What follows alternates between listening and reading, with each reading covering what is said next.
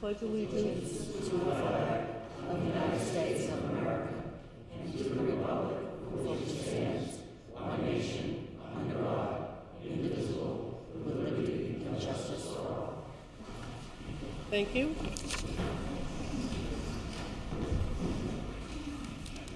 We do have a couple of candidates who are here this evening who are, luckily for them, they're unopposed. So we have told them that they can give a brief statement to introduce themselves for their candidacy. So we're going to start with that. And we have a school board member, Rick Edelman, who is running for election. And he'll start, if you wouldn't mind.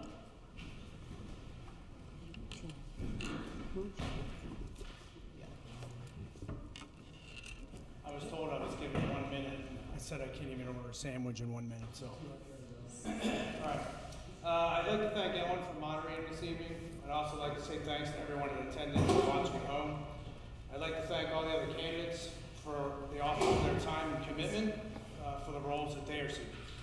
My name is Rick Edelman. My wife Laura and I live in Kingston, New Hampshire since 2014. We have 2 sons in our school district, Gabriel, age 12, and Caleb, age 8.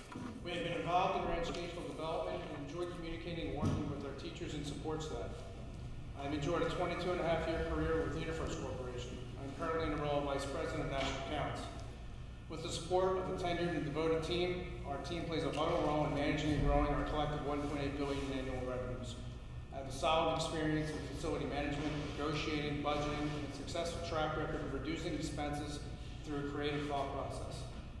I have volunteered my time often over the last 8 years. I served on the Kingston Budget Committee for 4 years with my last year as the committee chair. I was the assistant cubmaster and cubmaster for PAC 90 over a 5-year period, and I'm currently a den leader with PAC 91. I currently serve on the Seymour Budget Committee, and if elected to the school board, I will resign from that position. I have served on the Kingston Recreation Committee, and now that my boys are a little older, I can safely say I worked with the fire department during Easter, and I proudly wore the bunny costume. I'd like to say thanks for the conversations, emails, and phone calls that have taken place over the last month.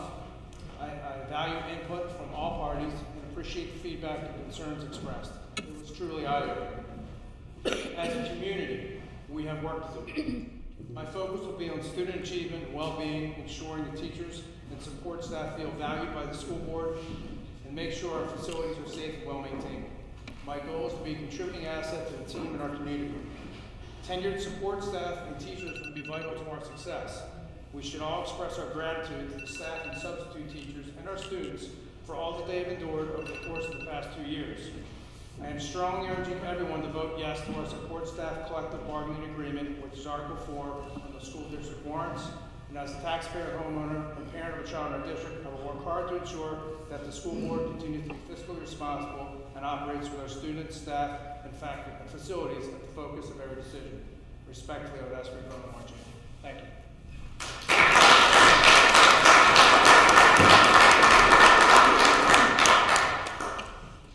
We have now John Pramberg is also here, who is running unopposed for, and I hope I get this right, trustee of the trust fund, library trustee, and municipal budget committee member.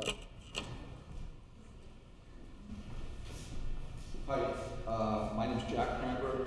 I've lived here since 2017, but I've spent summers here since 1953. Every summer of my life. Couldn't wait to get out of Massachusetts to get up here, even then. Hunted and fished here. I live over towards Country Pond near the Newton line. In fact, part of my property is in Newton, parts in Kingston. I always dreamed of living here. Several years ago, I inherited the property that I summered on, and with the help of the town, I was able to take a ramshackle seasonal hunting and fishing cottage and turn it into a home. I've served on the budget committee, and I'll tell you simply, actually in terms of background, I was a CPA as a kid, went to law school nights, served in public office in Newburyport at the State House down there for 22 years, and married later in life, had kids, and when I went down to town hall the last day of papers, I think, at 4 o'clock, I said, what's unopposed? assuming that I'd run for the budget committee, and found that the trust fund committee and the probate trust board had an opening and no one wanted it. And then the library board. And to be candid with you, the only reason I ran for the library board, I've always been interested in libraries. On the board of governors of my law school library.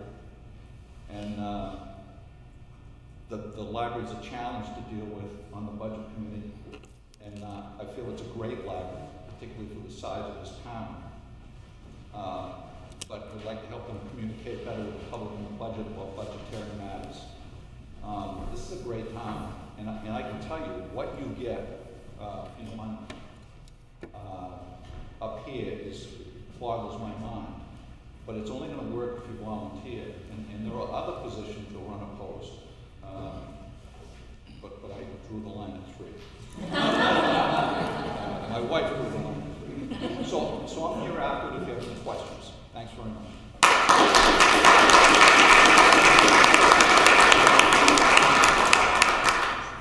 We also had, Mr. Anthony said that he had provided a statement that he was going to get somebody to read for him. Is anybody here to do that? Okay. Didn't want to skip over it just in case. And are there any other unopposed candidates here this evening who would like to introduce themselves? I'll read the statement. Oh, I don't have it. Are you going to read it? No. I told Mr. Anthony that he had to have somebody read it, and I sent him that email and he never replied, so. Okay.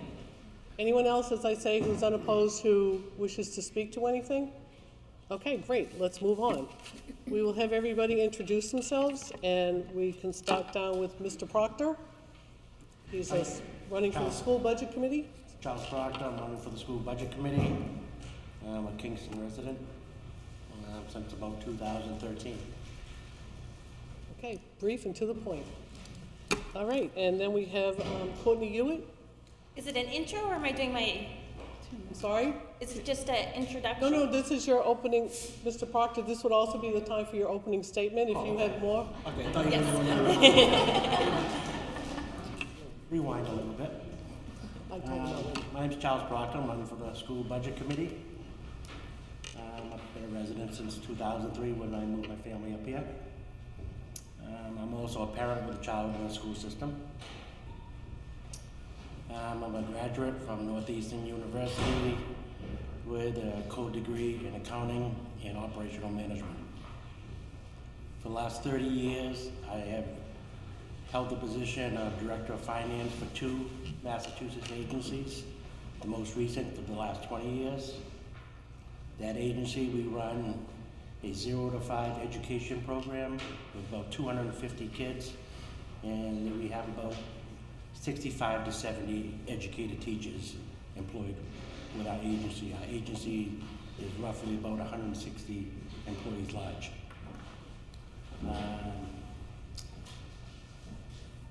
I'm responsible for the overall budget of that agency. Currently, we're about $17 million and growing. We run about 85 different programs, different grants. And I work with each department head to help formulate the budget. We present it to the board and to whatever funding source that we have to go in front of. I found early on in my current position, the agency was not in a financially sound position. I quickly put internal controls in place, changed the way to think of the culture of how you budget. It started from zero to a zero budget approach. We quickly turned it around, and now we are sitting on roughly about $7 million in funds in about 20 years, from about zero funds 20 years ago. I think I'm a perfect fit. I'm the most experienced for this position. And I hope to get your vote.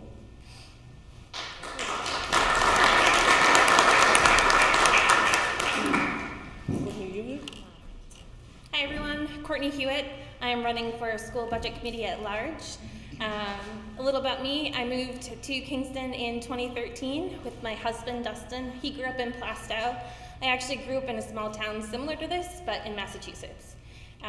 We're now raising our 3 children. My oldest is a 2nd grader at Bakey, followed by a 4-year-old preschooler and my 1-year-old pandemic baby. With all them entering the district in the coming years, I decided it was a good time to get involved. And knowing my interests, my ever-supportive husband brought this opportunity to my attention. Why? Well, I'm interested in education, and it's a passion for me. Last year, I joined the Kingston's Children's Center Board of Directors, where I'm their treasurer, where I have oversight of their budget, and I'm a voting member on their policies. Pre-pandemic, pandemic threw things off a bit, but I was an adjunct professor at WPI and did a short stint as a curriculum advisor at a community college.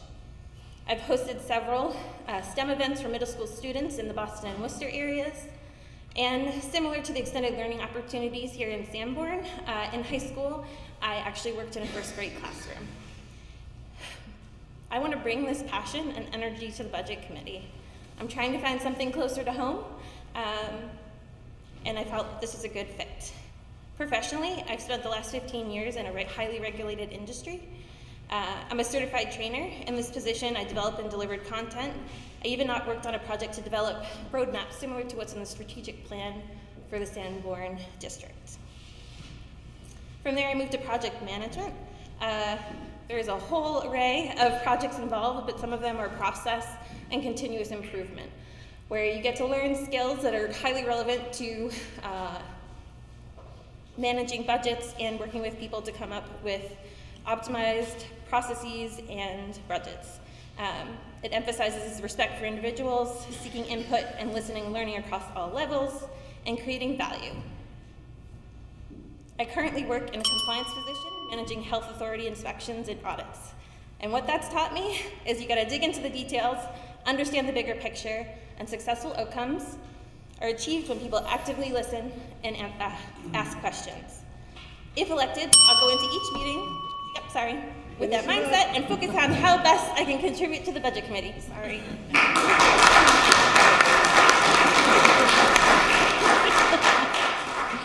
I'm sorry to be so curt, but it's going to take over 25 minutes just for this. I apologize. And I'll try and wave them high. I try to do that so you No, can see it. the bell works.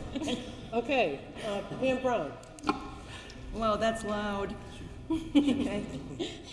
Oh, sorry. I have some handouts in back if you want to take one. My name is Pam Brown, and I'm running for the at-large position of the Sanborn School Budget Committee. I believe the role of a school budget committee member is to keep our budget expenditures efficiently focused on our #1 goal, which is student success. And I believe I have the experience to be an effective BudCom member. About my experience, I'm a longtime community college instructor and a trained economist. Nothing is quite like being a teacher. It's the most exciting job in the world, but it takes more than passion to be an effective budget committee member. Before moving to Kingston in 2020, I was elected twice by the Newton voters to serve on the school board. I insisted we improve our math scores, and this resulted in a 40-page strategic plan with measurable targets for academic outcomes. A student success framework was also approved during my time, and this listed specific metrics for identifying graduate competencies. I'm a doer, not so much a talker. But while on the board, I served as policy chair, and our entire policy manual containing hundreds of board policies was updated during those months. I've served on facilities, personnel, and collective bargaining committees, and volunteered for the Sanborn Seminary Task Force. Recently, I spent considerable time reviewing the new strategic plan and sent the board 13 pages of notes. The Budget Committee does not make policy. That is the board's job. But knowledge of policies and RSA's governing district operations is essential to make fiscal decisions. Quality education is an emergency. I've seen a lot of complaining, but few ideas. Sanborn school budgets have slowly grown, but test scores have stagnated. COVID notwithstanding, we can do better. One ongoing challenge has been a chronic statewide shortage of qualified math instructors. I have some ideas for remedying that, and I'll work hard to promote sensible spending on student success. Thank you. I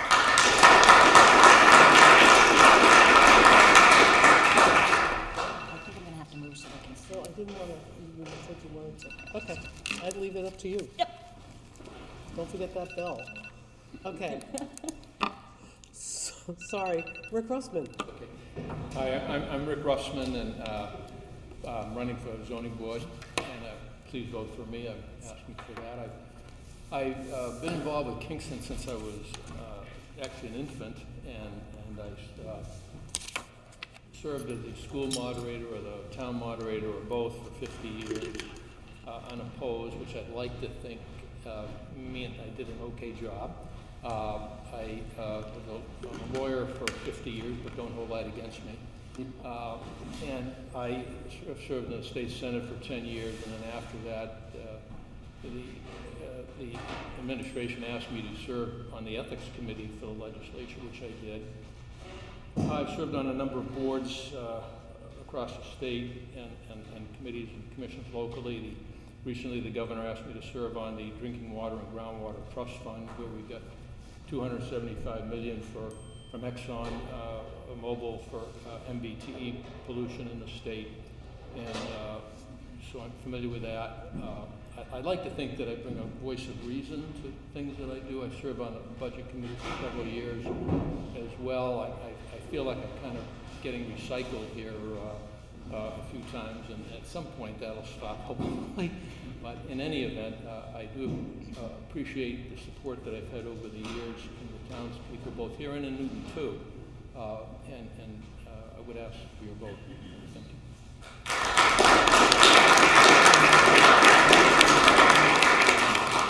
Megan Kelly? Good evening, my name is Megan Kelly. I feel a little bit like the new kid here, but my husband and I moved in to Kingston about 3 years ago now. I grew up in Raymond, New Hampshire, so I'm very familiar with this community, with the small town community.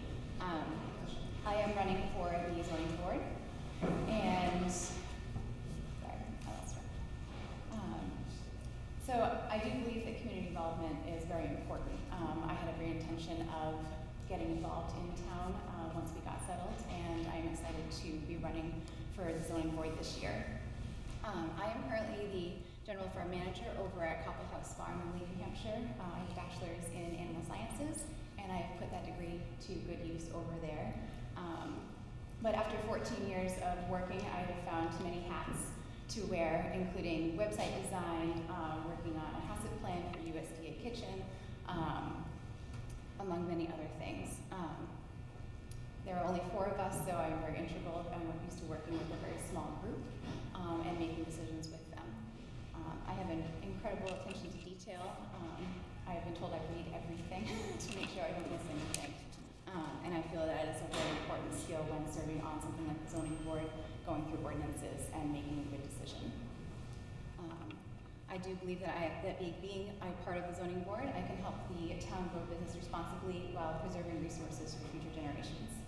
I look forward to bringing a fresh perspective to the ZBA and hope that I can count on your vote on March 8th. Thank you.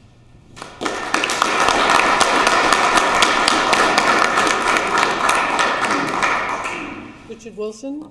Hi, I'm Richard Wilson. I have a wife, Jane, that I prohibit from coming to these meetings, but it makes me nervous. 2 kids, Katie and Nick. Katie was the youngest police officer in Kingston and the youngest police officer in the state of New Hampshire, and has now moved on to the U.S. Marshals.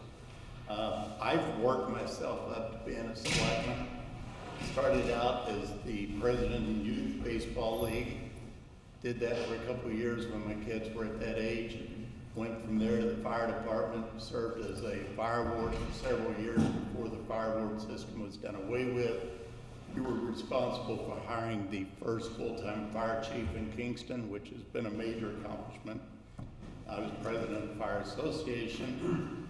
I was building inspector 22 years ago, something like that. I was on the library building committee. Currently a selectman and health officer in town. And basically I would like to ask for your vote and your support. I think I've put in years of service to the town, had the experience.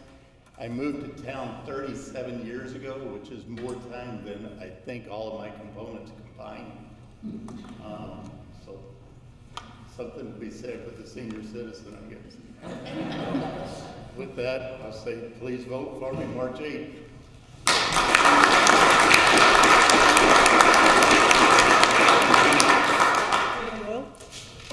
Good evening. My name is Dan Doyle. I have my undergraduate and graduate work done at University of Colorado in geological and environmental engineering. After school, I worked for a large construction company as a field engineer. After that, I taught school for a while at a junior college, some construction management. And then from there, I became a Colorado State Trooper, and I was on their Special Operations and Response Team, kind of like a SWAT team. At that time, I was recruited by the United States Secret Service. I retired with the Secret Service after 20 plus years of service. I was a special agent. There I was assigned to our Technical Security Division, which basically I traveled around with the President doing advanced sites. I covered everything from explosives, environmental, biological, radiological, nuclear, structural engineering. So I did all the surveys in towns and buildings before the President got there. Wanted to spend time with my two elementary school kids, so it was time for me to retire at that point and spend time with the kids due to the travel. So I retired, and Chief Briggs was gracious enough to offer me a job as a Kingston police officer, and I became the school resource officer for the Sanborn Regional School District. I did that for a year, and at that point, the school district offered me the job as the safety and facilities manager for the school district. So I'm currently doing that right now, managing the facilities for the school district. In my private time, I'm real active in my church, St. Michael's in Exeter. I am a Cub Scout pack leader there, belong to the Knights of Columbus, stay active there. And even though I've only been here since 2017, it's an excellent community, and I would like to have your vote. Thank you.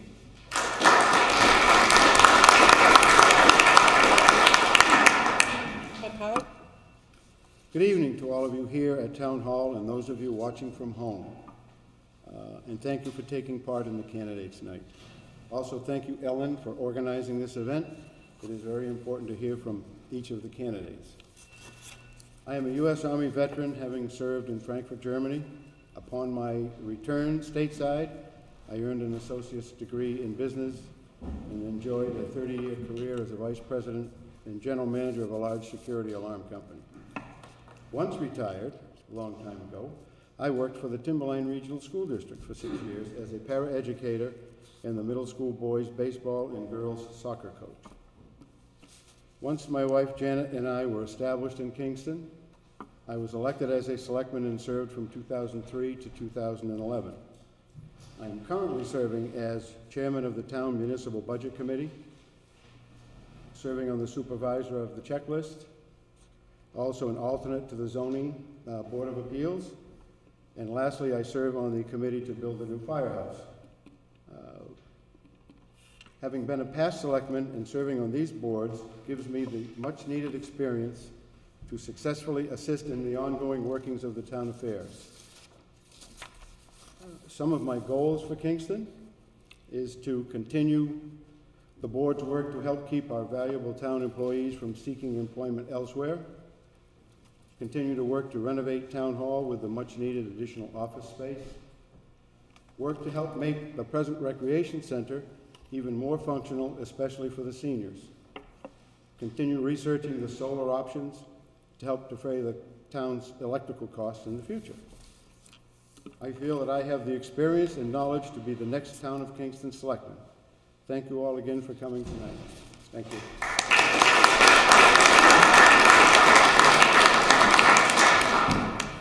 Mr. Matagabas, and I'm not sure I'm pronouncing that correctly, had replied that he was coming this evening, and I can only assume that something has tied him up.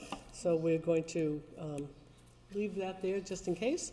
And now we'll go down and ask Claudine Diaz to speak to us. Good evening. Thanks, Ellen, for organizing this. My name's Claudine Dias, and I'm on the 2022 town ballot for the position of supervisor of the checklist. 2 years ago, I was asked to serve as a supervisor, and I agreed. I quickly familiarized myself with the New Hampshire election software, and as soon as COVID restrictions were lifted, I was able to attend training for that in Concord. Additionally, I attended many remote training sessions hosted by the Secretary of State's office last year via Zoom as a lead up to our first elections in which COVID protocols were utilized.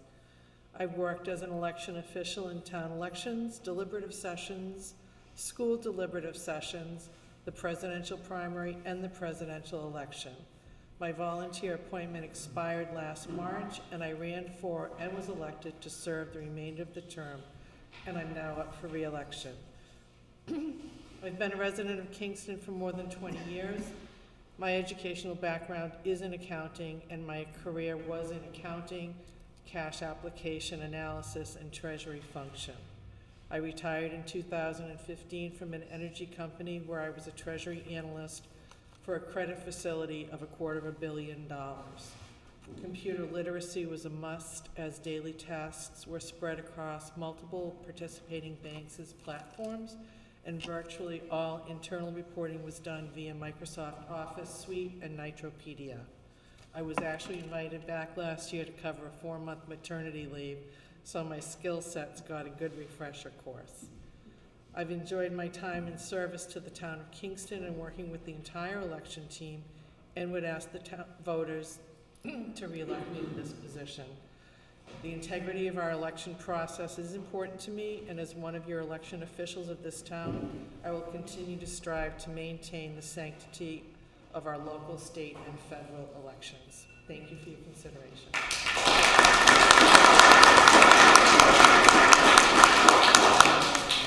Not least, Charlotte Booton.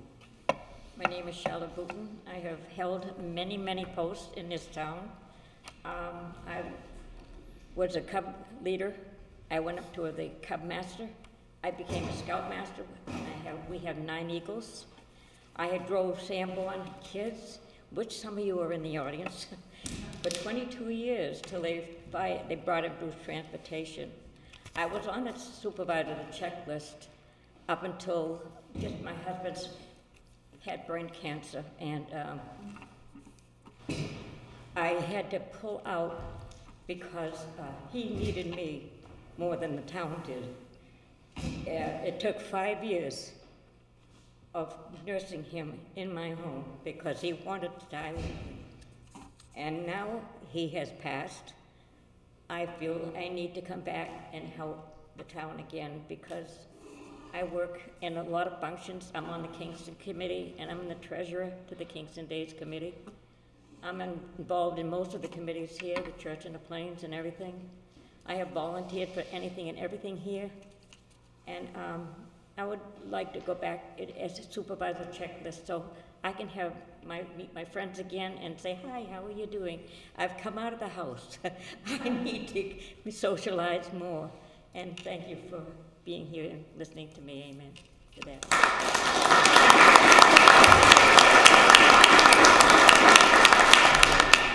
We've received several similar questions that appear to be for everyone, and I've just picked one that sort of covered them all. So the question for everybody, and if you forget, as it starts to get down to you, ask me to ask it again. There's a lot of people going to answer. So the question is, how have you prepared for your role? Please specify whether you've attended and participated in meetings of whatever board you're a candidate for. Mr. Proctor, if you'd like to begin. Oh, I'm sorry, wait a minute, I'm trying to move it along, switch it up. Hang on a minute. It would be Ms. Hewitt that would begin this one. All right. What have I done to prepare for this role? I have immersed myself, and you can ask my husband, in all of the documents within the Sanborn website. I've reviewed the budgets, the strategic plan, the capital improvement plan. I've reached out and had discussions with people. I've also, if you're on Facebook, I've been trying to put out information on the articles that we're voting for on March 8th. And have I attended meetings, I think was the other piece of that. And I did attend the deliberative session and have emailed a couple questions to Matt Angel from the district. So Thank you. Pam Brown, if you could answer the same question? Yes, for the school budget committee, I've attended school budget committee meetings, I've read their minutes, I have watched the Zoom meetings when we've done that. I have also served on the school board and not only helped write but draft many of the, and approve many of the documents that govern our district today. And I was an educator for 40 long years and worked in the trenches. So I think I have adequate preparation for this position. Thank you. Charles Proctor? Over the last couple of years, I've been contemplating running for the budget committee. Last year, when there was an opening, I did put my name in. Did not receive that nomination, the appointment midstream. In the meantime, I have been analyzing and going over comparisons of the budgets, looking for trends, investigating certain balances, asking questions here and there, reading New Hampshire state law on how a school and budget committee operates under the state laws. And more importantly, I've been looking at the trends of what's been going on here, and I felt it's time I can offer my expertise into this system. Thank you. Megan Kelly. One thing that I love about the ZBA is the rules are written by the town of Kingston. All the ordinances are up for everyone to read. And when a matter comes before the board, it's a matter of do they meet the criteria, not how I necessarily feel about the applicant or the subject that's being presented. So as far as preparation, I have looked into workshops and workshops that are available as a new board member to better educate you on your new role. There are ones that are offered in New Hampshire, and I would be more than willing to attend to better serve Kingston. I have participated in meetings both here in Kingston as well as in Lee, New Hampshire. Part of the farm business has been to request variances at different times. Site plan review, I put together all of that information and then go with my boss before the board to make sure he had all of his information. So it's something that I feel that I can pick up. It is something that I feel I'm fully capable of doing and being impartial to. Okay. Thank you. Rick Russell. I have to tell you, her boss, John Hutton, logged my wood lot. I have a number of wood lots around town over on Rock Rimmon Road 35 years ago with horses. He actually logged it with horses at one that owns the farm where she works. But I've been involved with local town politics for 50 years, and I've gone to so many meetings, it's too many probably meetings, and certainly as a lawyer, your education teaches you to think analytically and take a rather complicated fact pattern and then take the law and apply it to the facts and come up with a conclusion. And I think that I had sufficient training to add something to that. Thank you. Dan Doyle. Right now, I am on the solar committee here for the town. The video system here is a wonderful thing, so I can watch a lot of these meetings from home now. So I do keep up with what's going on in the community through the video program here. I've done a lot of things on the federal side that have prepared me for this position.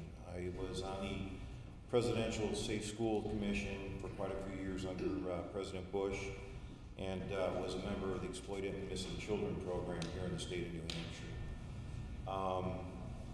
I have some extensive training in emergency management and crisis management that I think would be very useful for this community. And in some of the other communities I've lived in, I was always an active member of our homeowners association, and architectural committees and things like that. So I feel I'm very capable of handling the position as a selectman here in Kingston. Thank you. Mr. Hart? Well, I think that as a selectman from 2003 to 2011, and having part of it over the course of those years had been chairman and obviously having to serve on most all of the committees in town, or have been to a lot of the meetings through the town, certainly has gained me the experience there.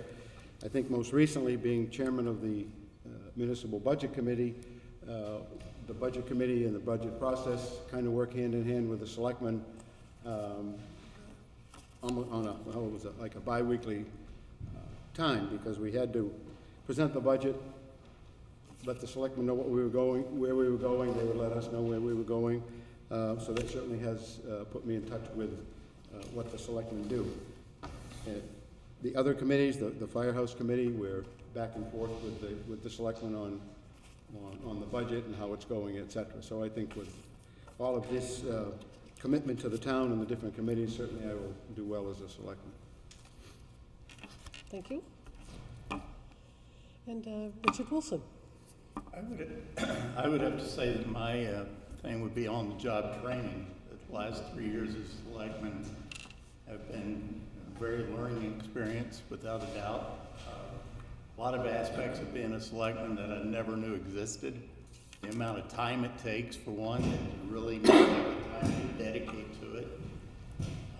I've served on almost every committee or department in town as either a liaison or on that committee before being a selectman.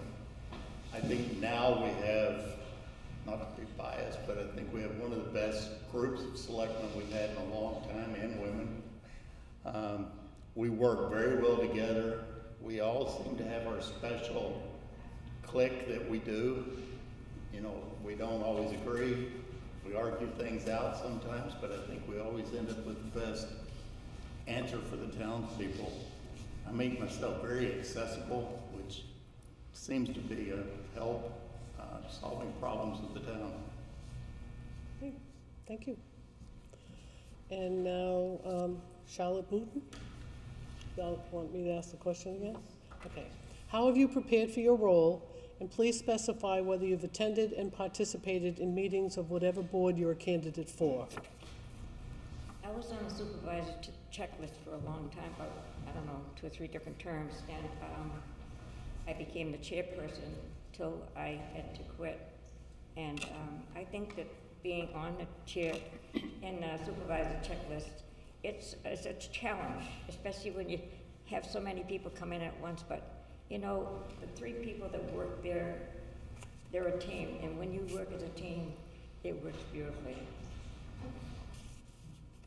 Thank you.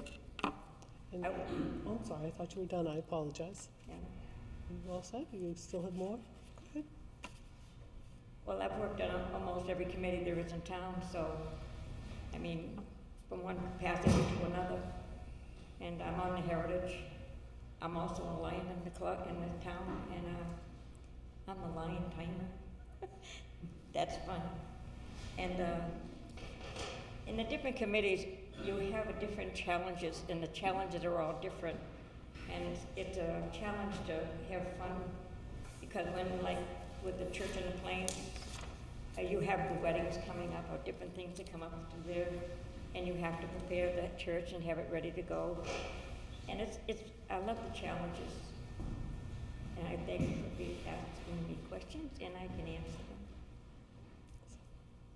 Thank you. And Claudine Dias? Well, like I said, I attended training in Concord, and this state sets up Zoom training meetings for us to attend remotely. And they send us a set of laws, a book every year that we get to go through and refresh ourselves on them. But the Zoom meetings are the best, and they do record them, so we're able to go back and reference them regularly if we need to. I think that's the one good thing that came from COVID, is that there's so much online available to us now to keep our skill set sharp for the elections. Thank you. Okay, the next question is for the ZBA candidates, and we will start with Mr. Russman. And the question is, if you were strongly, in parentheses, personally opposed to a project, but it meets all criteria, will you be able to approve an application? Yes, I would be able to. I think that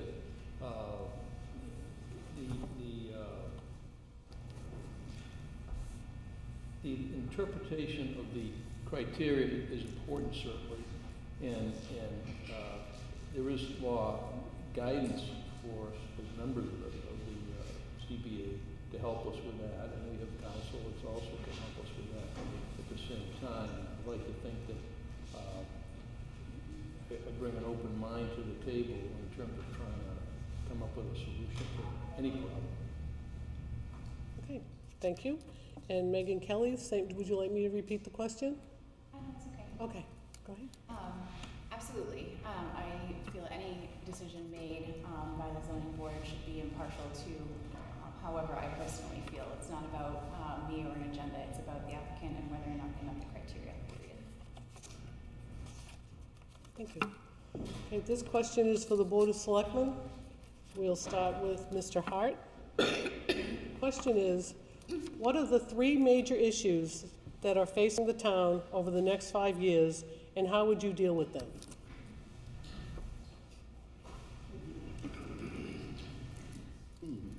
Three issues. Well, I think that one of the issues that I know that they are dealing with now is the PFOAs in the water. We have some that have been found in town, and the town is, between the town and the state, they continue to monitor it, and if they find an area that's bad, they've been supplying water to people that, you know, have been seen to not be able to use their wells, and I think that's something that's obviously going to continue on, but I think the town has got to make sure that we do the proper testing and along with the state, you know, resolve it as best we can. I think another issue that we need to take a look at, continue to look at, is the solar. Now that the state's increased their kilowatt hours in allowing larger companies and municipalities to be able to put a large array in, and there is the availability of the possibility of putting solar in over at the old dump location, and it would significantly, so they say, give us a discount on the electric to run the town buildings. I don't know specifically if it would run all the town buildings, but it would certainly take care of a lot of them. And the other third thing quickly is I think we've got to work to keep our employees in town. We have got to work to get the fire and police and all our town employees up to snuff with other towns so we don't continue to lose them. Thank you very much. Richard Wilson. I'm glad you were first, Chuck. I think we've got several problems that we need to address. One is lack of space, which kind of leads to growing pains that the demands of the citizens, the demands of the federal government, the demands of the state are making us do more and more things that are required and requiring a lot more office time. I kind of lead that to growing pains for, you know, have a population of 8,000 and people expect things to be almost run like a big city without losing the small town position.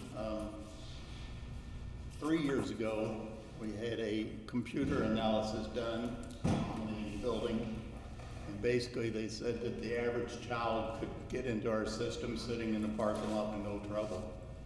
In the last 3 years, we have greatly improved that, but still have a way to go with modernizing our computer systems. Our web page, which we were talking about today, needs to be updated and everything. Those are all informational things. As far as employees, that is a big thing. 3 years ago when I sat here at this, I said my goal was to keep police officers and firemen and bring their pay rate up, which we have done. Probably not to the point we should, because by the time we bring it up, everybody's gone past us. My time's up. Oh, Okay, Dan Doyle. I think one of the major problems we have in this community is that we don't have young families in this town. If you look at our student populations within the schools, they're dropping drastically. And we really need to make this town appealing to younger families coming in, their children. I think some of the ways we could do that is make more housing available for families that are beginning, something that's not totally outrageous and tries with something affordable for a young family. One of the other issues I think we have in this town is we really need to draw in small businesses. We have the 125 corridor here, which is a great location to set up smaller businesses. A lot of family-owned businesses is what I would like to see in this community. One of the other things I would like to improve on is promoting our history and parks within the community.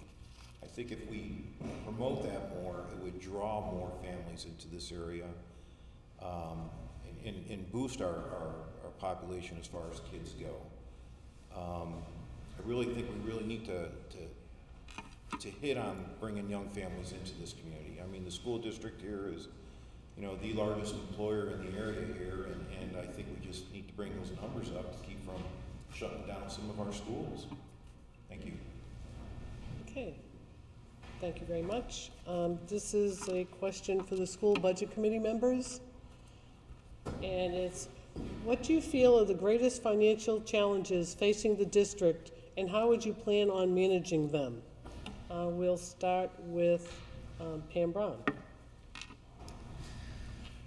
Well, just to continue on what was just said, I think we do need to encourage people to move into our communities, and we do that by improving our students' performance and their outcomes. I think once we actually improve some of the test scores we've seen, we don't have to advertise. People will find out about our district, and we'll attract more people in, which will expand our tax base. So that's why I'm so focused in on student test scores and performance. But we have done a lot so far to correct some of the imbalances in our budget. We had excess facilities, which we consolidated, and that helped to free up funding for professional development and for intervention for our students. So there's a lot of good happening, but the challenge, I think, is declining enrollment and the lack of students attending our schools, and that's an issue that is statewide, not simply for Kingston. Okay, Charles Proctor. I see the biggest challenge going forward is the lack of prior boards and committees of looking longer term at the budgets. Until recently, the last couple of years, there was no capital reserve fund. And even now, there's a small one. And both the school board, the administration, they really don't know what our facilities are gonna need 5, 10, 15, 20 years out. Because they just now are getting a capital needs assessment. That's the important tool in budgeting, a very important tool. However, I'm not saying money grows on trees, and I know things are tight. There's different ways to look at the budget. Real range of things for more efficiencies. The quality of our education, from my experience and my views, has actually gone down in the last few years.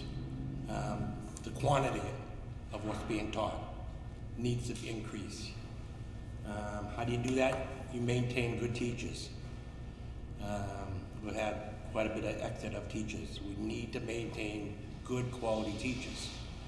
They need to feel appreciated.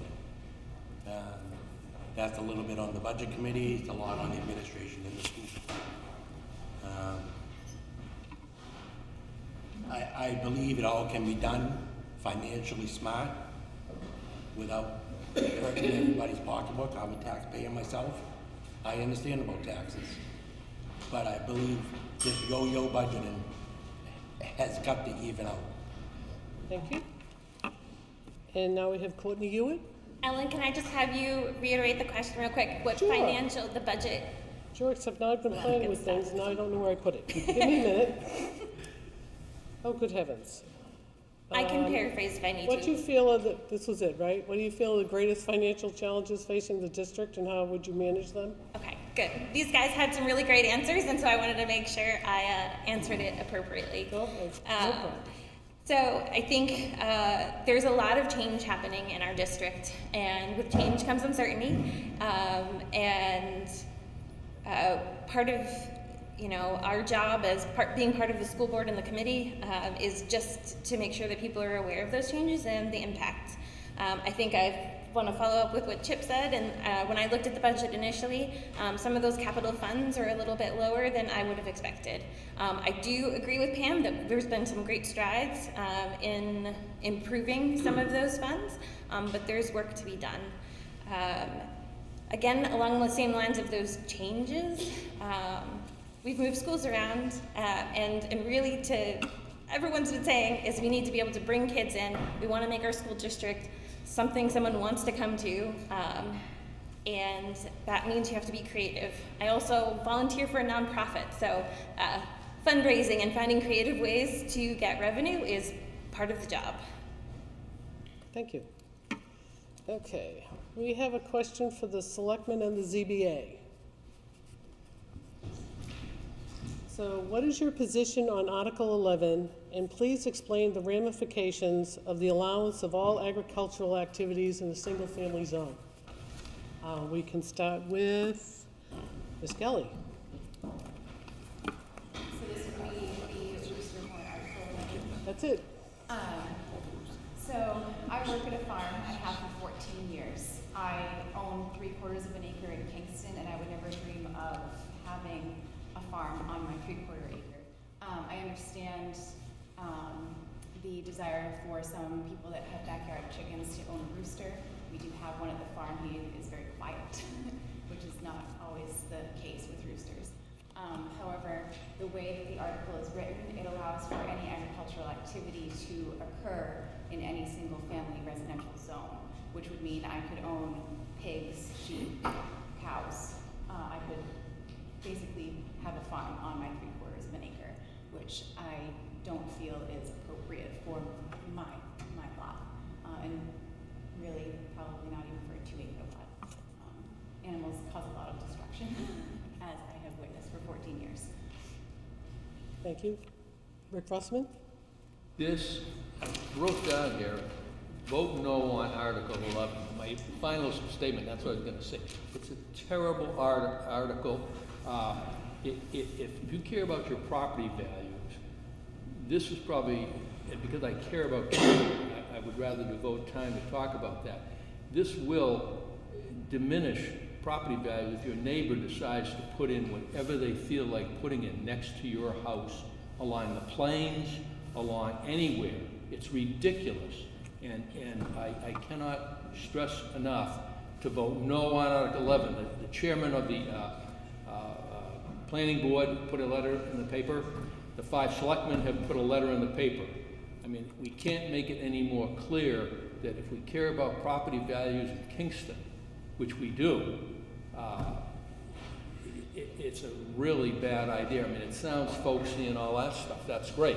But keep in also in mind, as a lawyer, because I had a client that did this once, his dog was running around so much the neighbor complained. So what he did, he went out and got a goat. And there was no leash law on goats. And the goat went all over the place in the neighbor's yard, and he drove his neighbor. I'm telling you. So, okay, I'm sorry. I want you to know how I feel about this.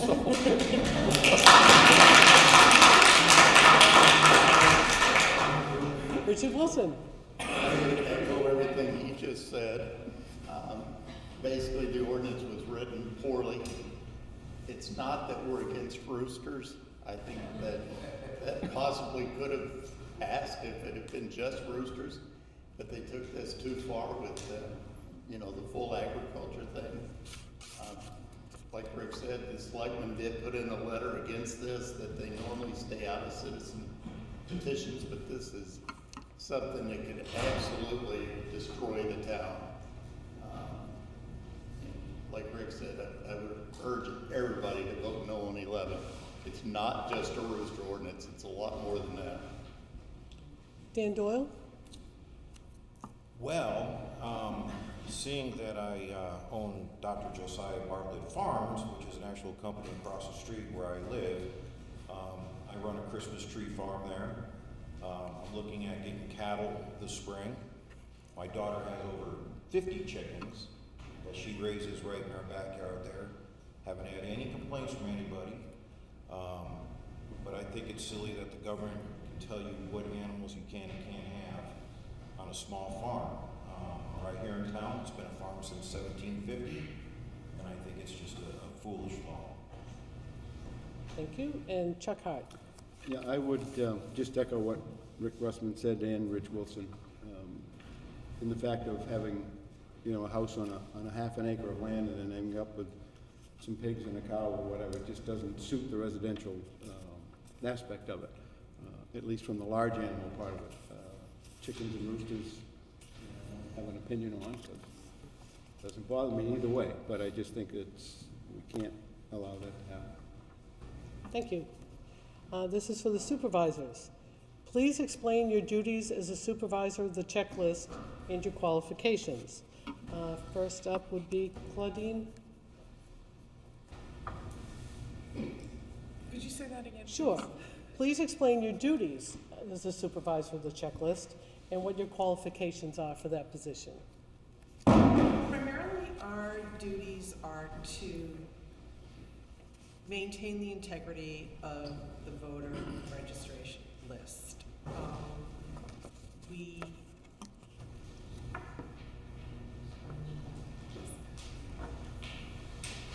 People come and register to vote in our town.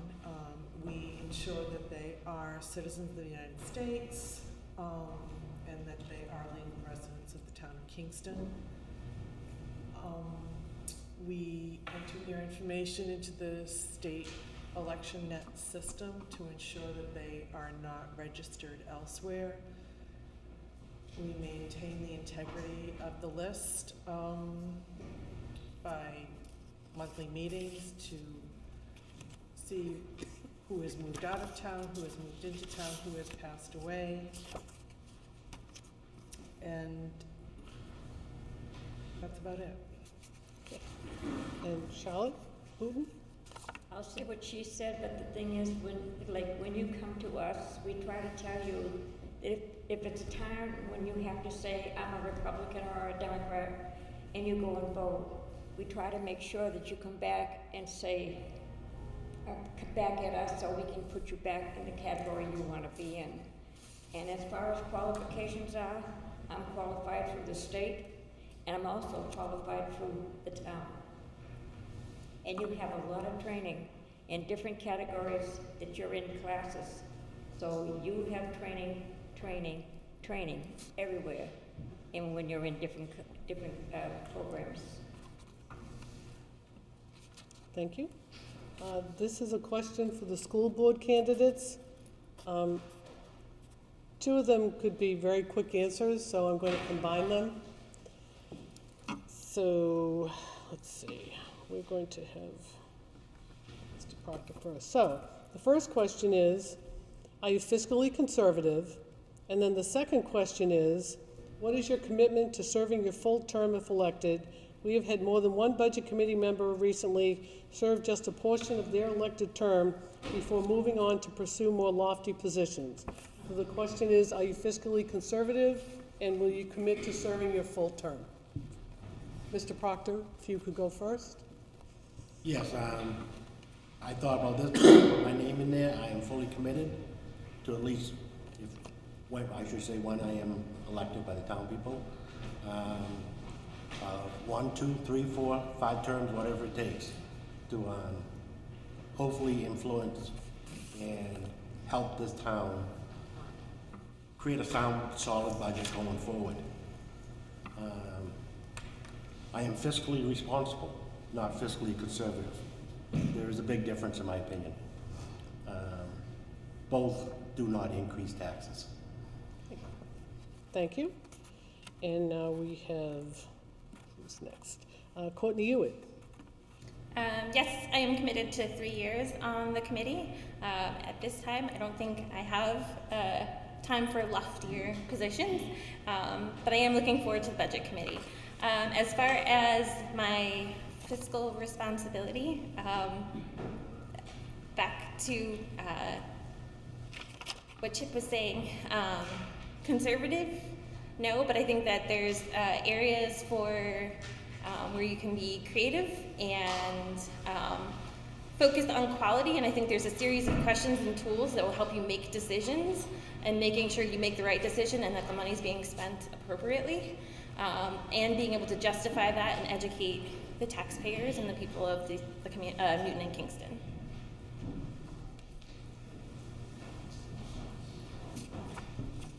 Thank you. I'm sorry, I'm being handed more questions. And Pam Brown. Yes, I'm committed to 3 years. I have a beautiful home on Country Pond. I'm not going anywhere. And as far as fiscal conservatism goes, I'm an economist, so we prefer to use the word efficiency. I also agree with the pledge that the School District Governance Association asked that school district candidates take. And that pledge asks that you support transparency, accountability, respect for parental authority, respect for the U.S. and New Hampshire constitutions, a recognition of the K-12 learning should focus on the basics, reading, writing, arithmetic, science, and history. So I support all of those things. Thank you. Okay, we have a lot of school budget committee questions. So, okay, let's ask a question. Okay, we have ZBA. The New Hampshire Municipal Association counsels that variances should be granted far less often than they typically are. Do you agree or not, and why? You want me to say that louder? I'm sorry. I apologize. The New Hampshire Municipal Association counsels that variances should be granted far less often than they typically are. Do you agree or not, and why? Can you hear me? Okay, so you're waiting for me to tell you who's first. That would be Rick Russman. Variances seem to be granted more often than No. The New Hampshire Municipal Association counsels that variances should be granted far less often than they typically are. It's a statement. Do you agree or not, and why? It's a good question. I would say this, if you look on the website for the zoning board here in Kingston, it talks about allowing slight variances, and that's the word on the webpage, slight variances. The ZBA here in Kingston has had a reputation of allowing a lot. I don't know why, but one way or the other, because I haven't been at the meetings there to know, and maybe there's good reason. I mean, my sense is if you get, it's to the people. If you get somebody that's got some kind of a hardship because they can't be 15 feet from their property line and they can only be, say, 10, okay, that's a slight variance. That those things are what they're there for, to help the little people, basically, get to where they want to go and try to help them and create a trip. How can they accomplish what they're trying to do here in town? So I don't know. Hopefully that answers the question. Okay. And Megan Kelly? Yeah, I'd echo what Rick said. I think granting or not granting really depends on the applicant. If there are towns that grant more than others, depends on what's being asked for.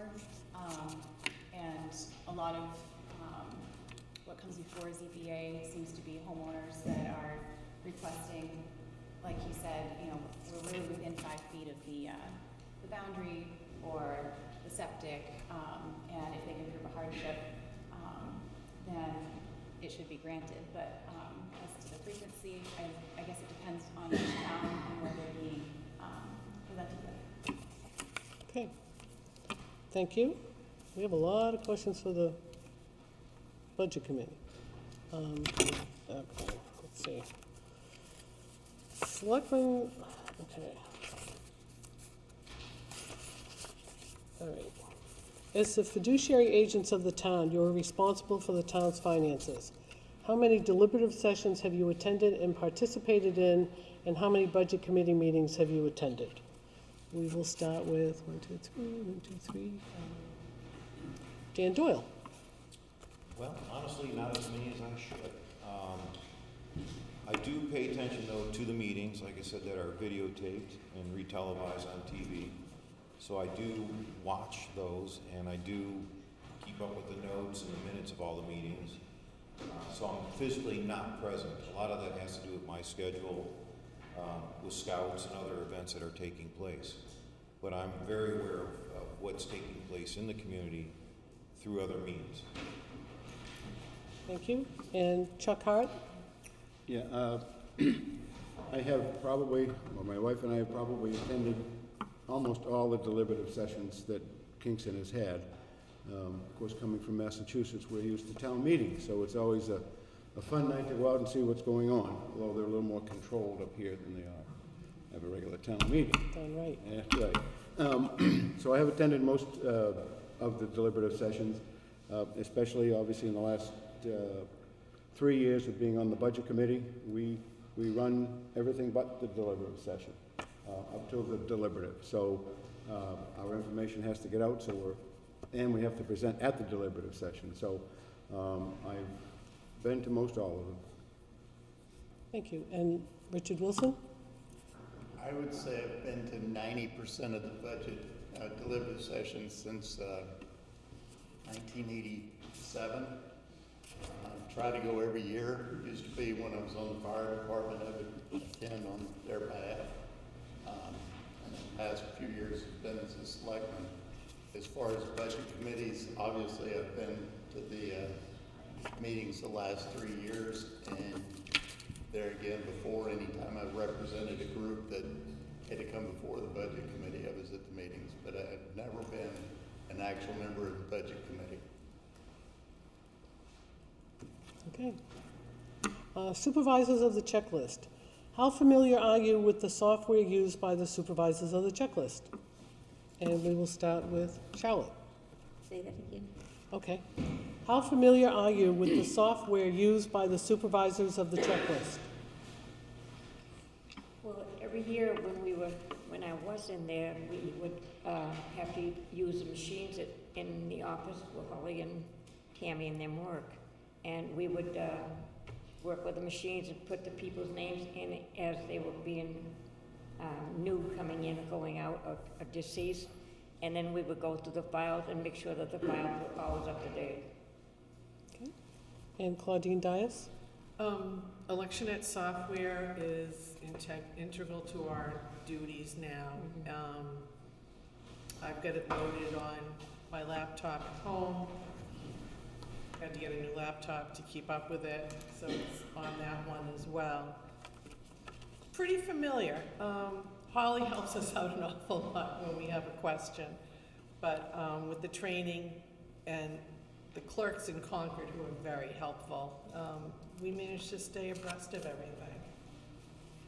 Thank you. Okay. Budget committee. Okay. This is a question for the school budget committee members. Are you now or ever have been against public school funding? Do you think a person who is should be running for this position, and why? So that would be the school budget committee. 1, 2, 3. Who hasn't been first for a while? That would start with Courtney Hewitt. No, I have never expressed that. I've never been against public school funding. Okay. And then we'll go to Pam Brown. I've been an educator in public education for 40 years, so no, I'm not opposed to public education, although I have seen a number of inefficiencies over those 40 years, and those need to be addressed. Okay. And Charles Proctor? No, I grew up through public education. I believe in it. I think as a society, we owe our children that. So I'm a strong believer in public education. Okay.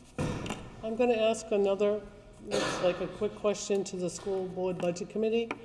And in the past, certain members of the community have suggested that older long-term residents leave town if they cannot afford the school's tax burden. How would you respond to that statement? And we will start with 1, 2, 3, 1, 2, 3. Pam Brown. So there has been a flight of taxpayers and families from our district, And again, the main challenge that I see is that our assessments for the students have been stagnant over time, and currently our overall performance is below state average in English, math, and science. And that is COVID notwithstanding. So if we can improve our test scores and our student outcomes, and these are lifelong skills they need, then we can attract people in. When people hit Zillow, they see those scores, they say, no, I'm going somewhere else. So that's an ongoing concern of mine. I've been front and center on that. Once we get the scores up, we can get people in, and people will want to come to our towns and raise families. So again, I think the test scores and the assessments are the main problems that we face currently. Charles Proctor? Can you repeat the question again? Sure. In the past, certain members of the community have suggested that older long-term residents leave town if they cannot afford the school's tax burden. How would you respond to that statement?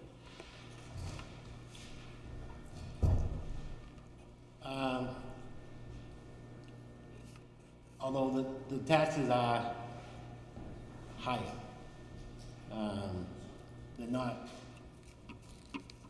too much disproportional. If you could leave town and go to Dover or whatever, you're gonna pay still a steep tax rate because of the state of New Hampshire and the way we fund public education.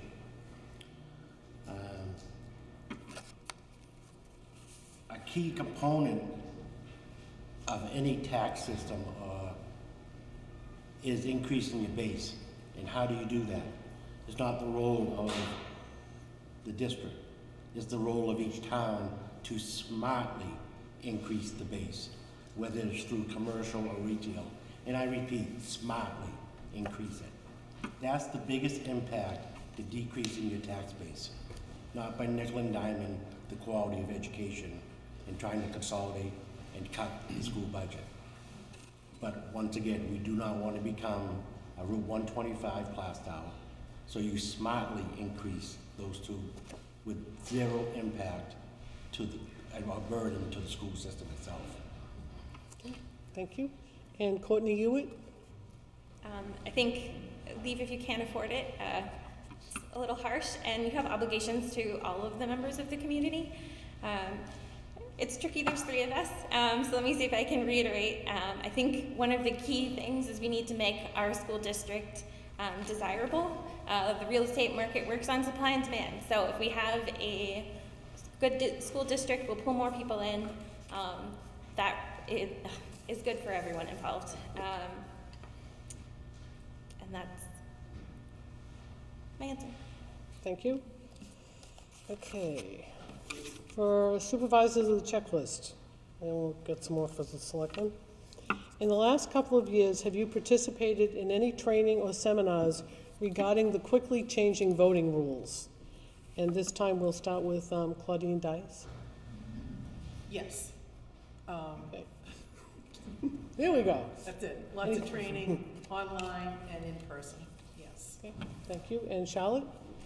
I haven't been with the checklist for 2 years, so I have to admit I have not been trained. But I do the computer every day, and I do a lot of work on the computer, so I'm well trained on the computer. But I wasn't trained like she was in the Go to Concord, because I have not been able to go because I'm not a checklist person at the time. So I should say NA on that one, not applicable. Okay, the rest of the questions for the selectmen all seem to revolve around the same idea. So, it's how many boards and committees are there in Kingston, and how many different meetings have you attended, as well as, well, we'll save that one for later, that's a little bit different. So, how many boards and committees are there in Kingston, and how many different meetings have you attended? And we will start with 1, 2. Sorry, Chuck. You're up. Chuck Hart. Tough on me.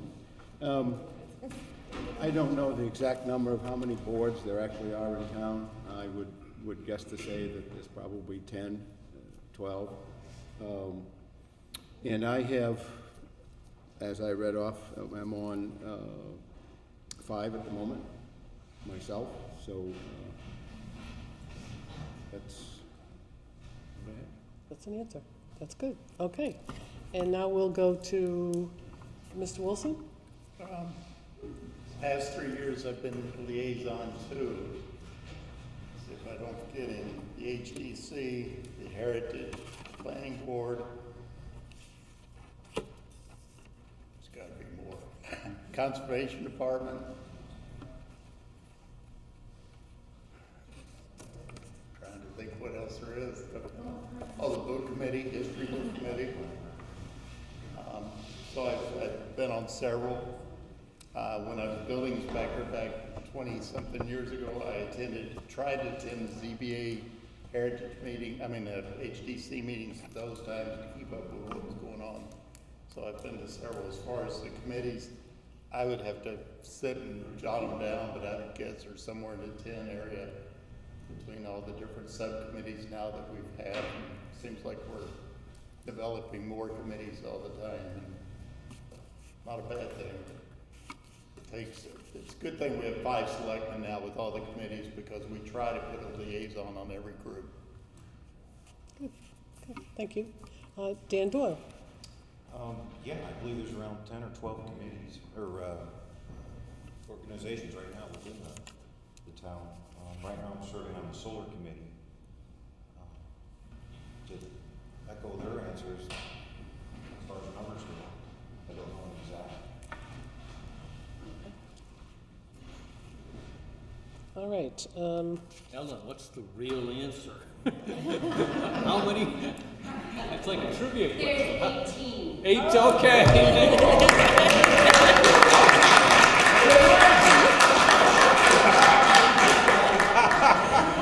For anyone who doesn't know, that's Tammy Bakey, our town clerk tax collector, who is the holder of all knowledge. Holder of all knowledge. Trick questions. Okay, I don't understand that question. We were just set up. We have that one, has been asked and answered. We're saving that one for last. I can't even, there's a ZBA question that I can't read. I apologize, the person will know it's about cars. So I can't tell what you're trying to ask. I apologize. So the person who wrote it will know. Feel free to write a different one and put it in the basket. Again, this is more questions to the selectmen about, we'll ask it this way. What makes you believe you should serve as a selectman? And we will start that one with 1, 2, 3. Dan Doyle. Well, I believe I have the ability and the intelligence to do it. I think we need to go, the selectmen we have now are very good selectmen. I just feel that we need that little extra push to drive this community a little bit more forward. I have no complaints whatsoever with how things are done now. I'd like to be part of it, and like I said, I believe I can provide that little push that we need to propel ourselves into the future. Thank you. And then we'll go to Mr. Hart. Well, I think one of the things for me is having been serving on all these other committees for the last 2 or 3 years, it was kind of, it's great to do it, I enjoyed doing it, but I think it might be, for me, it was time to maybe move up a step. And having been a selectman before and having been working with them, with the different committees, I just felt that I would be qualified to be able to help the town. And I do have, being retired, do have the time to be the liaisons, as Richard says, or, whatever it takes to get out during the day. So that would be it. Thank you. And Richard Wilson? I think that time is probably my greatest asset. Between having the time and the ability to dedicate time to it is a great thing. Being open for communications with the people and the employees both is great. It's, like I say, been a learning experience.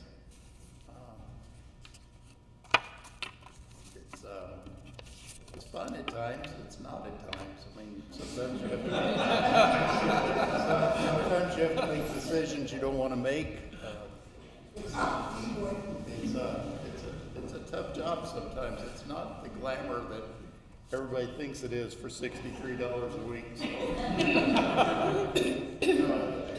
figured out one week that by the time I divided it by all the meetings I've been to, I made about $1.25 an hour, and it kind of reminded me of like 1970 or something. But I think time's the biggest thing. Being pretty much retired now, that I've got the time to dedicate to it.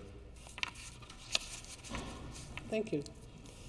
Okay, another one for the school board budget committee, and I'm going to try and get some of the questions put together, because there seems to be several questions that allude to the need for infrastructure and reserves and what strategies you support to handle ongoing needs. So that would be for the school budget committee members, and we will start with Charles Proctor. As far as the infrastructure needs, it all starts with a capital needs assessment plan. That plan goes out 20, 25 years. That is, once again, that is an important tool, because you cannot set a goal of what you're gonna need without that. You would put professionals go in, assess every building, the age of everything, the mechanics. Now you know in 10 years from now, you're gonna need a $200,000 boiler. Well, let's start schooling away some money now for that. You gotta smartly plan that. I noticed smartly the town has started to put some money away now. There's nothing in the operating budget. There should be a small piece. Don't just rely on any type of surplus to fund it alone. That is foolish. What happens is, if you got a $1 million project or $1.5 million project coming up, I've been told we historically go out to bond. That is not a smart answer. You don't go out to bond for a $1-2 million project. The cost of that will drive the cost of that up 25 to 30%. So you got a $1 million project, you're gonna pay $1.3 million for the same thing you could have paid $1 million for. It's critical to save the future. For the Democrat. Did you finish your thought? No, it's critical to save the future, and I know it's not an easy task to do within the confines of the tax base, but you've got to find money to start to plan and build now. Otherwise, there's going to be big problems down the line. Okay, thank you. And now we have Courtney Hewitt. I think I mentioned previously that the reserve funds is something I noticed initially. I think there's been some good work, some headway made in there, but there's only like $200,000 in there, and when you have a high school that's worth $30+ million, you know, we need to find a balance. And how we do that, I agree with Chip in that you need to build that savings, and so that you can pay for some of those planned expenses without interest. And I recognize the need for having funds for unplanned expenses, and how that all works, it needs time and attention. Thank you. And Pam Brown? So I think our facilities currently are adequate, but they are aging. The high school is new but getting older. And I do think we need to look at the audio system in the high school auditorium, for example. It is aging. So there are things we need to do to upgrade our facilities. We do need to increase our reserves to 3% of the annual budget, and we have several warrant articles on the ballot this year that will increase those reserve funds. And we do this over time. We don't go out and ask for a huge amount of money for reserves. Slowly that has been increasing, which I'm glad to see. Thank you. Okay, most of the rest of the questions are for the school budget we only have a couple more minutes, so with several different kind of questions, but we do have some questions asking about how do you feel about members missing multiple meetings? So if you want to do a quick, how would you personally feel about members missing multiple meetings, and what's your intention on attendance at budget meetings? I think I'm next up. Yep, you are. Yep. If you're going to commit to something, you need to show up. I think someone mentioned, there's Zoom meetings, this and that, but I know personally that being in person and having these conversations is really important for asking questions and for understanding. So I signed up for this to attend meetings, and that's what I plan to do. Okay, thank you. And Pam Brown. Yeah, so I wouldn't miss any meetings, and I found as a school board member that I not only had school board meetings, but subcommittee meetings. And I had suggested that the board meet weekly instead of twice a month, and that was basically shot down pretty resoundingly. But there's a lot of work to get done, and there are some years when I think we should meet more often than we do. Okay, Charles Proctor? Attendance at budget meetings and equipment is extremely important. It is not fair to the other members of that committee when you're always absent. Now you're always playing catch-up, what happened last week, and nothing's going forward. In person is a lot better than Zoom. You can see the personalities, whether everybody's agreeing, when there's a disagreement or whatever. You can feel the tone of that conversation in person. And yes, attendance is very important. Thank you. Based on everyone going to have a closing statement, we have one more question that is for everyone. So I'm just asking one more question. I apologize to anyone who had questions that we're not going to get to, but we said we'd be out by 9, and it's going to take at least 45 minutes minimum for the next set of questions. So the question for everyone, we're going to start down at this end this time and go that way. If elected, how will you define success at the end of your term? And Charlotte Booten, you're first. I want to gain success on my meat and thing. It's nice to work with people. And I think with the supervised checklist, I think we get to meet most of you when you come to us. And I hope that we're able to help you in the capacity that we're in and make it easier for you to get in, get out fast. Okay, thank you. Claudine Dice? I guess that we have successful elections, that there are no issues, no pushback from any people who lost or won an election, or pushback from the state, that we maintain the integrity of our voter list in our elections. Okay, thank you. Charles Hart? I think that finishing whatever projects get started would be my first time. I've got 3 years there, and if there are particular projects, I want to make sure that during those 3 years that they get followed through and completed, or get the right answers for it. Working on keeping, even though you work with the budget committee, but keeping the tax rate as low as we can keep it, and still having the town be able to function. I think that's the total job for all of the selectmen, but that would be something that in my 3 years, if we can keep the tax rate within a reasonable amount, would be a success. I think those are a couple of things. Good. Okay. Dan Doyle? I think to be considered success, we have to represent the people of this community on a local, state, and national level.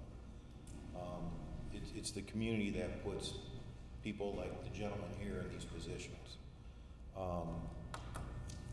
And that community needs to be represented well to be that success.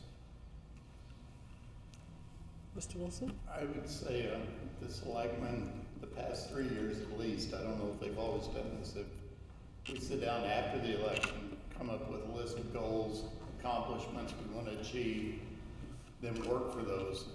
Success is obviously getting them done in that year, or if they're a 2-year goal, to just go out and do that. One thing that this group has done is we backed away from the, that's how it's been answer. You know, that so many things were done over habit over the years, that we were going with certain vendors for things. We were doing everything. We passed some strict guidelines on purchase orders, bid policies and everything that really limited what other groups could do without some supervision.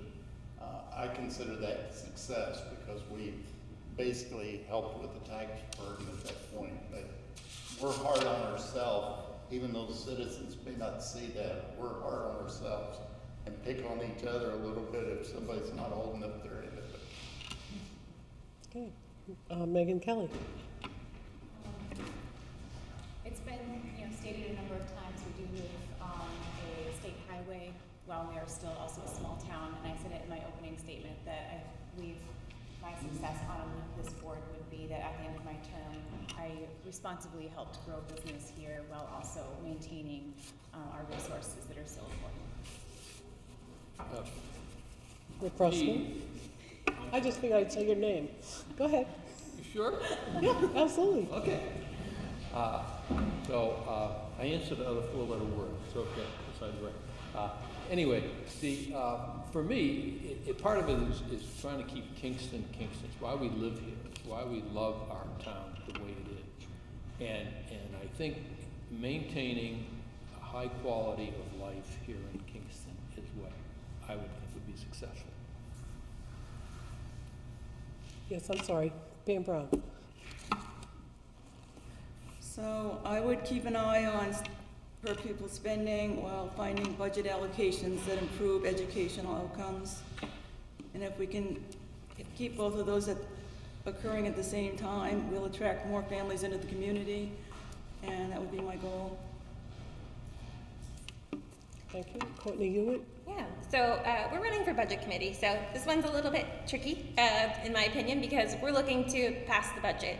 In order for that to happen, we need to collaborate between the admins, the school board, to agree and align on the budget and be transparent and educate the community on that.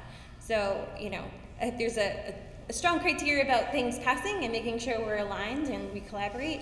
But I hope that they would say that, we've created value within the community. And that's it. And Charles Proctor? I would define success after 3 years of saying if my contribution has helped the negotiations, whether it's within the budget committee itself, between the school board and the budget committee administration, to hopefully open up new trains of thoughts, and therefore realign in different line items to increase the quality of the education for our kids, and not just looking to improve test scores at any cost, but did the quality of the education go up, that and also the test scores go up, and to maintain a budget that hopefully is less than inflation on an increase. Madam Moderator, Yes. we have 25 minutes. Yeah, I'm going to ask some more. Okay, great. Thank you. I just looked at the time going, well, that was faster than I thought. Okay, so here's a question for the school budget committee candidates, and I'm adding it into the Board of Selectmen.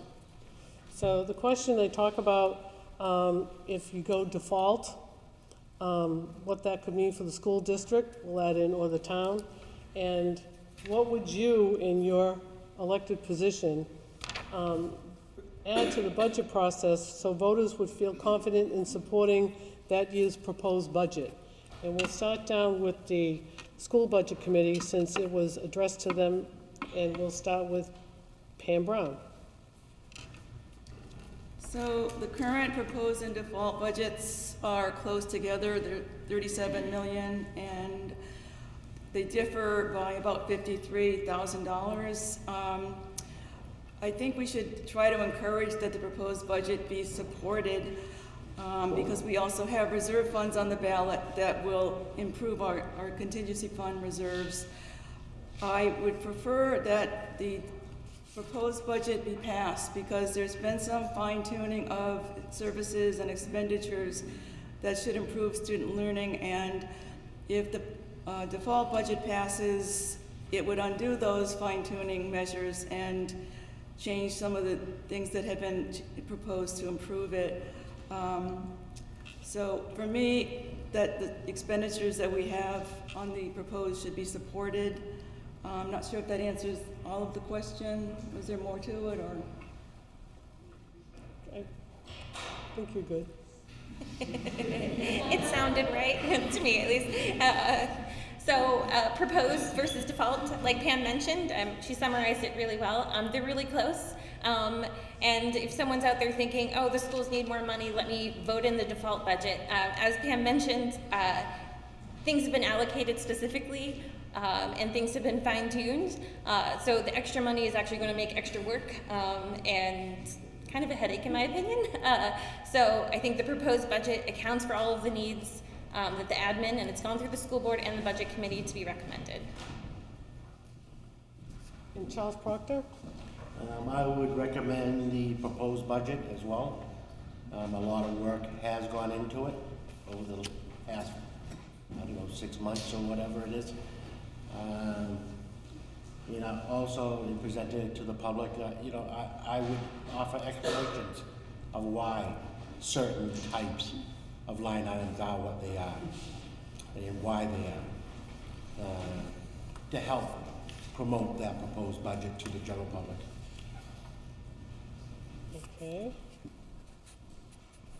This is again for the Sanborn Budget Committee. I don't know if it has anything to do with the Budget Committee, but our tuition contract with Fremont is in process of negotiation for possible renewal. One of the problems Fremont has raised is Sanborn's very high costs. What ideas do you have to entice Fremont to renew its contract? And we can start this time with Mr. Proctor. That's a tricky situation because one of the reasons Fremont is questioning the high cost, but they're also questioning the quality of the education that students are getting here. That town has a tough decision to make. Do we choose another district where they're offering something, maybe at the same cost, maybe not, maybe at a cheaper cost? We've got to promote to them and show them that the quality of the education is worth what they're paying for. Okay, Pam Brown? So when I first moved to Newton in 2015, I met with some neighbors and they were complaining about property taxes and the cost of the school district, which is 75% of property taxes. And my first reaction was, well, how are the student outcomes? Are the students successful? Because if we're spending a lot, then perhaps we're getting huge benefits from that as a community. And so I understand Fremont's concern about the expense of tuitioning into the high school, but I really believe we can improve our test scores. We have incredible and quite capable students enrolled in our schools. I've met many of them, and I have some ideas. I can't actually make policies or approve programs, but I have some ideas for budget reallocations that could definitely help our students succeed. And also we need to control costs, and that goes with, for me at least, making sure that items that we purchase, such as facilities improvements, or there are various programs that we fund, are paid for through competitive bidding and outsourcing where possible, because that gives us the best quality for the lowest cost. Thank you. And now we have Courtney Hewitt. Yep, third is always the hardest. So Fremont, it's a tough situation, and I think my theme for here is we need to create value. We need to improve, make our district desirable, and we want Fremont to be there. And I think, again, as a budget committee member, I'm not making policies. I can help support and provide opinions, but it's ultimately up to the administration and the school board. And I will help support them on the checks and balances side of the budget committee. I have a question that will be for we'll start with the Board of Selectmen and then the Budget Committee. It's, what are you passionate about related to either the school district or the town, as the case may be, and how do you hope to accomplish any of that in your role? So it's for the Selectmen and for the Budget Committee, and for the Selectmen, we will start with Mr. Wilson. What am I passionate about? That's a tough one. Probably the needs of everybody, which is a broad statement, but you know, I listen to every side of everything every day. I mean, we have great employees, which I'm going to get to in my closing statement, but you know, I'm the kind of person that likes to see everybody get what they want, and that's obviously not going to happen in this job. It's you have to be passionate about the job to be willing to put in the time. You have to want to serve. I mean, I've been volunteering all my life for different groups and everything. And that's probably the biggest aspect, is that volunteer aspect of it and trying to meet the needs of the people. Thank you. And Mr. Doyle. Passionate about the history of this town and how to preserve it and use it to our best benefit and promote it. This town has a lot of history that we should be sharing with the rest of the state and the surrounding communities. And I would just like to see more programs that enable us to do that. Thank you. And Mr. Hart? Yeah, I'm kind of the same way. I think that the passion is to keep Kingston. It's a small town, and it's got a lot of benefits to it, and I think that we want to try to keep it that way. Although at the same time, I think we need to continue to work on the small business aspect of it, because the only way that the town is going to be able to keep the tax rate within a reasonable amount of money is to have businesses that are able to pay, the tax, because the state obviously doesn't support us very much, and we need to continue to keep that tax revenue up to keep the tax rate down. So hopefully we'll be able to do that. Thank you. And Courtney Hewitt? Passions. I think for my opening remarks, you can tell I like to volunteer, I like to get involved. Education, something that is I went to public education. It's a passion, but really it ties into, I like to connect with people, and how would that tie into this role? Yeah, I mean, it's for a school, public school budget committee, and I also, recently, my husband just kept on talking about how I'm nerding out over data analysis, so I feel like some of that will come in handy for budget committee. Thank you. Charles Proctor? Passionate of what I do. I'm an accountant. I like math, I like numbers. I treat budgets like a big jigsaw puzzle. I love to put them back together, and maybe we have a better picture than what's on the box. And now Pam Brown? Well, I'm really passionate about teaching, and I just printed out an email I got from a student today saying I'm teaching this spring, and they said, after just 3 lessons, this is already one of the most engaging classes I have taken. So I'd much rather be lecturing to students, substitute teaching at the high school and things like that. But I understand that the budget's also important, and as an economist, I feel like that's my wheelhouse. I'd like to ensure that we make sure that we have competitive bidding to control our costs, and I'd like to really drill down on the line items contained in the budget request to make sure the expenditures support district goals, because it might say textbooks, but what does that mean exactly? What kind of textbooks? Who's authoring them? What is the content? Does that comply with board-approved documents and mission statements? And lastly, I'm very concerned about the critical shortage areas. As an economist, when there's a shortage, there's usually a reason for it, and many districts have difficulty recruiting well-qualified STEM and math teachers. And the problem is we have a very rigid pay and compensation scale, and we're not allowed to compensate the really, truly excellent math instructors that we do desperately need. And that's the flexibility that we need as a district. And as an economist, I know that, so that makes me passionate. I have one more question for the school budget committee. This should be a quick, so then we can get to the final. So, do you support the Free State Project, and are you affiliated? Pam Brown, you're first. The Free State Project is that?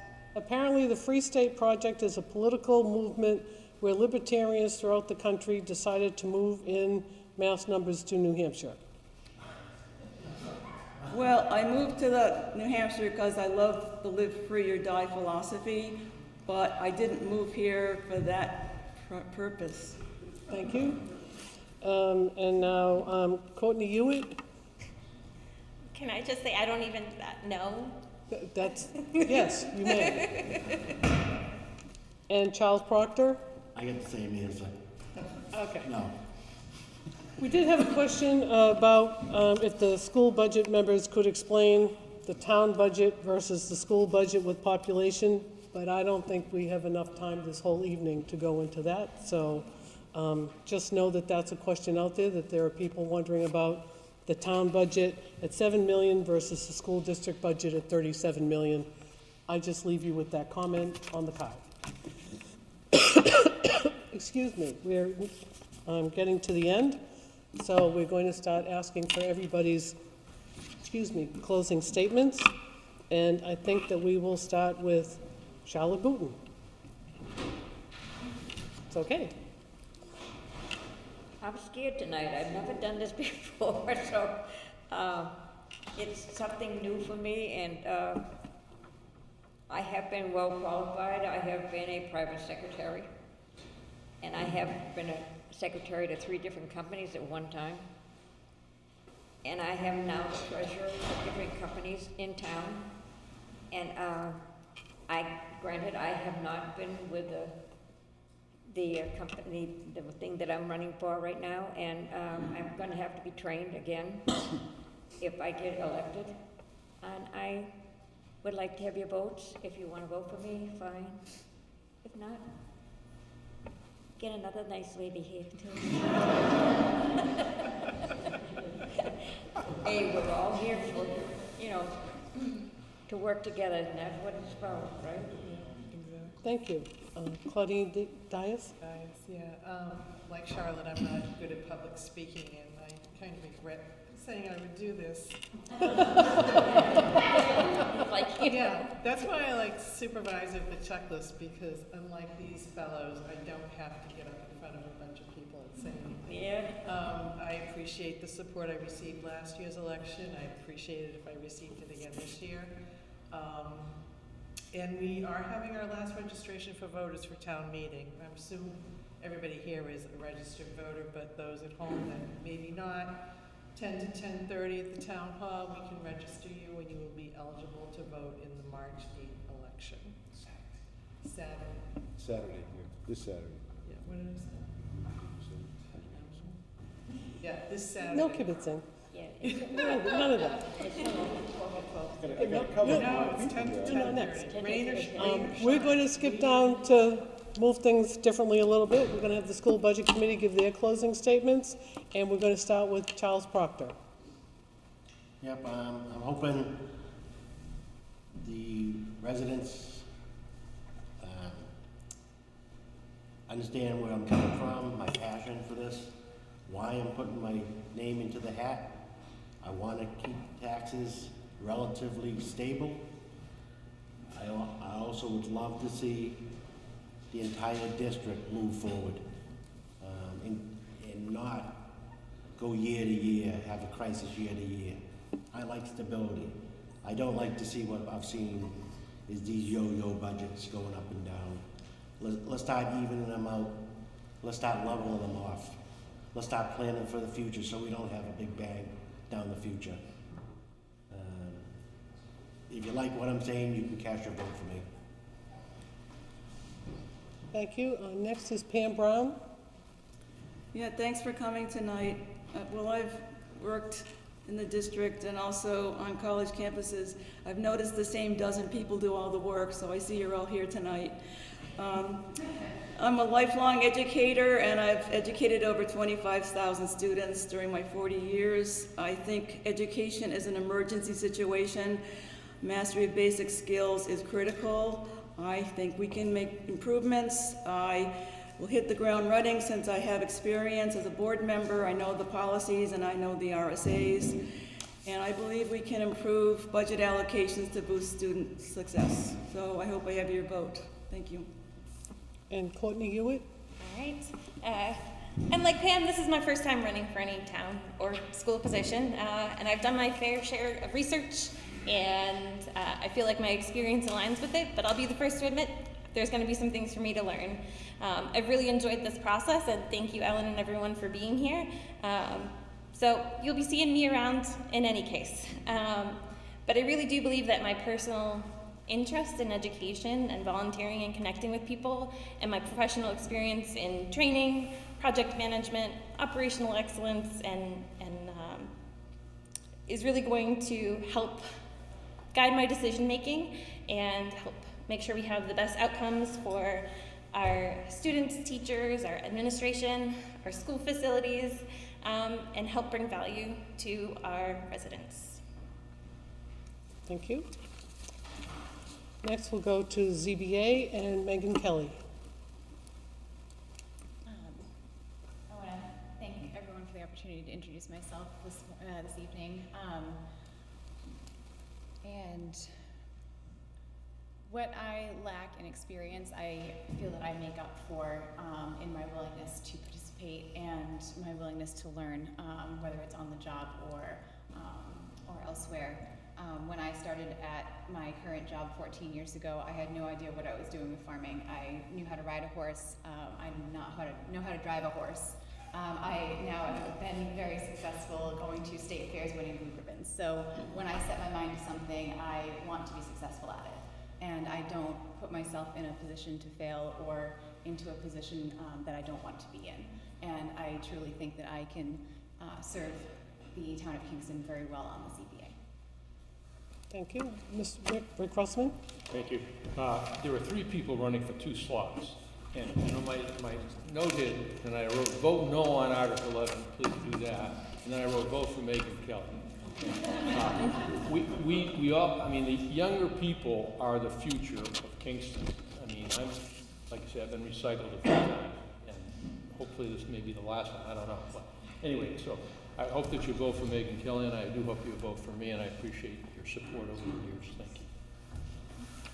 Thank you. And now for the Board of Selectmen, Chuck Hart. You're up. I believe that I am one of the most fully qualified candidates seeking to be elected as a new Kingston Selectman due to my past and present experiences. I am prepared to serve the people of Kingston by putting in the time and effort it takes to get the job done each and every day. Therefore, I look forward to being a valuable voice on the board. So please vote Chuck Hart for Selectman on March 8th. Thank you. Thank you. Dan Doyle. So, I don't have any notes written or anything, but this is the fact. We have great selectmen in this town right now. I have 2 on the other side that are excellent candidates. They truly are. I would vote for either one of them if I wasn't running. But I think I bring energy and youth, although I'm only 55.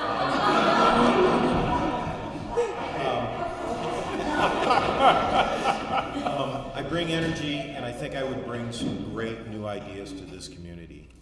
I wish I could get your vote, and thank you. Richard Wilson. Obviously, I want your vote or I wouldn't be here tonight. But I want to kind of take this a different way. That a lot of people consider our aquifer in town our greatest asset. To me, it's our employees, our committee members, our volunteers, all the way from the top to the bottom. And don't ask me to put those in an order, but I mean, you take our highway department, for instance, we're getting ready to have a major snowstorm, and at the end of that storm, the roads will be spotless, the majority of them. People comment that they can tell when they leave Kingston because the roads change. You know, we've gone through a terrible thing in the last couple of years with COVID, and the downstairs didn't miss a beat. I mean, they were, and the upstairs. She interrupted. Well, the upstairs is a situation where they don't have to be fully attended, where the downstairs does. Okay. And I know the town clerk's office, for example, I don't think they missed a day. So I would like to just thank them publicly for that.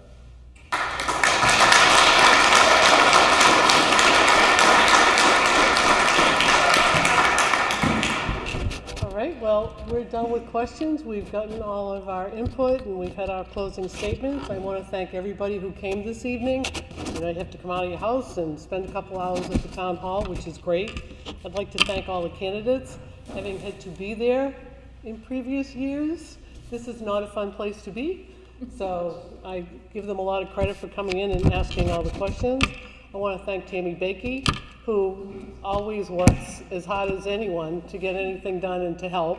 And the same for Deb Powers, who's kind enough to be our bill.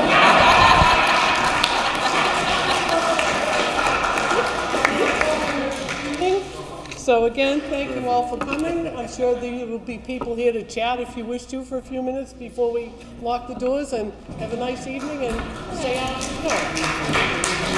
It was great to meet you all.